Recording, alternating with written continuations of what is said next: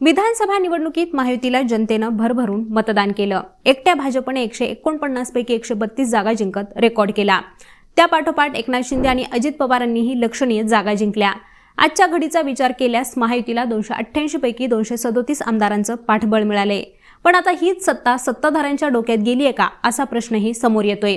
कारण मागच्या काही दिवसातील सत्ताधारी पक्षातील आमदारांची आणि मंत्र्यांची विधानं ऐकल्यास आपल्याला आपसुकच असा प्रश्न पडतो।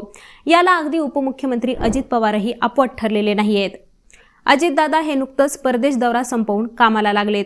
रविवारी ते बारामतीमध्ये होते, तेव्हा मेडद इथं बारामती तालुका खरेदी विक्री संघाच्या नूतन पेट्रोल पंपाचं उद्घाटन हे अजितदादांच्या हस्ते पार पडलं। यावेळी आयोजित सभेत अजितदादा बोलत असताना उपस्थितांमधून त्यांना सातत्याने वेगवेगळ्या विषयाची निवेदनं येत होती। त्यातूनच त्यांच्या भाषणात व्यत्यय येत होता आणि याच दरम्यान एका कार्यकर्त्यानं बरेच महिने झालेत ही कामं झालेली नाहीत असा धोशा लावला। त्यानंतर दुसऱ्याही कार्यकर्त्याने त्याच्या सुरात सूर मिसळला। तेव्हा हे पाहून अरे तुम्ही मला मतं दिली म्हणजे माझे मालक नाही झालात, मला सालगडी केले का अशा शब्दात अजितदादांनी संताप व्यक्त केला। खरं तर लोकशाहीमध्ये जनता जनार्दन खरी मालक असते। निवडून आल्यानंतर तो लोकप्रतिनिधी त्या मतदारसंघातील सगळ्याच लोकांचं प्रतिनिधित्व करत असतो। मग त्यात मतदान केलेले आणि न केलेले असा फरक करता येत नाही। अजितदादांनी तर मतदान केलेल्यांनाही फाट्यावर मारत तुम्ही माझे मालक झाला नाहीत असं उत्तर दिले। त्यामुळे सगळ्यांच्याच भुवया उंचावल्यात। पण आता अजित पवार यांचा स्वभावच फटकळ समजला जातो, त्यामुळे त्यांचं हे वक्तव्य काहीसं विसरून जाता येईलही। पण सुजय विखे पाटील आणि संजय गायकवाड यांच्या वक्तव्याचा राग हा अनावर झाल्याशिवाय राहत नाही।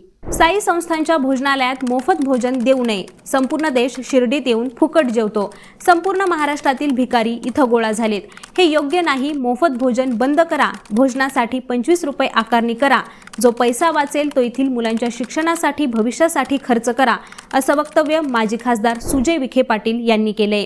तर विखे पाटील यांच्या या वक्तव्यातील मतितार्थ हा मुलांच्या शिक्षणाचा आणि भविष्याचा असला तरीही त्यांनी ज्या पद्धतीने ते केले त्यावरून संताप व्यक्त केला जातोय। भारतीय संस्कृतीत अन्नदान हे श्रेष्ठ दान समजलं जातं। मोफत अन्नदानाची परंपरा साईबाबांनीच सुरू केली होती। साई संस्थांच्या प्रसादालयात दररोज 45 ते 50 हजार भाविक मोफत जेवण घेतात। यात भक्त, स्थानिक रहिवासी, शिर्डी संस्थांच्या रुग्णालयातील रुग्ण आणि भिक्षेकऱ्यांचा समावेश असतो।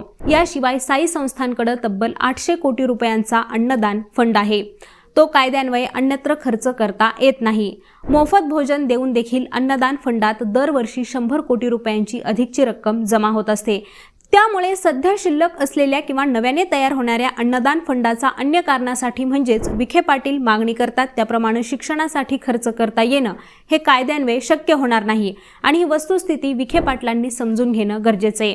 लोकसभा निवडणुकीवेळी सुद्धा सुजय विखे पाटलांनी निलेश लंकेंना इंग्रजी भाषा येत नसल्याने त्यांची खिल्ली उडवली होती, पण तीच खिल्ली त्यांच्यावर नंतर बुमरँग झाली। आता पुन्हा जेवायला येणाऱ्यांना भिकारी संबोधून त्यांनी एक प्रकारे खिल्लीच उडवली आहे असं म्हणायला हवं। संजय गायकवाड यांचं वक्तव्य तर ऐकूनच तळपायाची आगी मस्तकात जाते। आमदार संजय गायकवाड यांचा बुलढाण्यातील जयपूर गावात नुकताच एक सत्कार कार्यक्रम झाला। त्यावेळी बोलताना त्यांनी आपल्याला मतदान कमी मिळालं यामुळे खंत व्यक्त केली।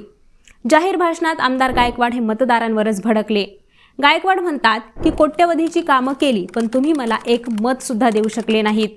तुम्हाला फक्त दारू, मटण आणि पैसे पाहिजेत, 2-2 हजारात विकले गेले, तुमच्यापेक्षा तर वेश्या बऱ्या असं म्हणत त्यांनी थेट मतदारांनाच वेश्यांची उपमा दिली आहे। वास्तविक पैसे घेऊन आणि पार्ट्या करून होणाऱ्या मतदानावर संताप व्यक्त करायला हवा। शिवाय जर मतदारांनी पैसे न घेता संजय गायकवाड यांच्या व्यक्तिमत्वाला कंटाळून विरोधात मतदान केलं असेल तर काय, आणि हा त्यांच्या मतदानाच्या अधिकाराचा अपमान नाही का?